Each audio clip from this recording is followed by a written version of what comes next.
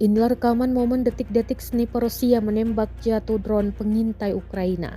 Rekamannya beredar di Telegram pada Sabtu 29 Juni 2024. Dalam keterangan unggahan disebutkan sniper Rusia menembak jatuh quadcopter alias drone Ukraina menggunakan senapan pompa. Sniper Rusia menembak dari dalam rumah yang telah ditinggal pemiliknya. Satu tembakan tampak akurat mengenai target. Usai terjatuh, drone sekali lagi ditembak hingga hancur. Rekamannya pun menuai berbagai komentar dari warganet.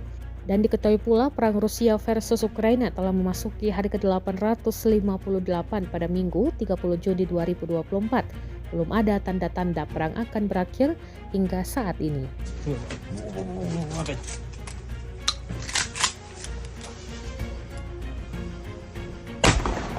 Есть, убил. Заебись. Бать, как-то поздно его обнаружили сейчас.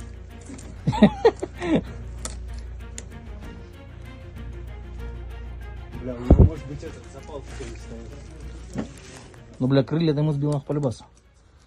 Обнаружен телеметрический канал 5 ГГц. Download Tribun X sekarang, menghadirkan lokal menjadi Indonesia.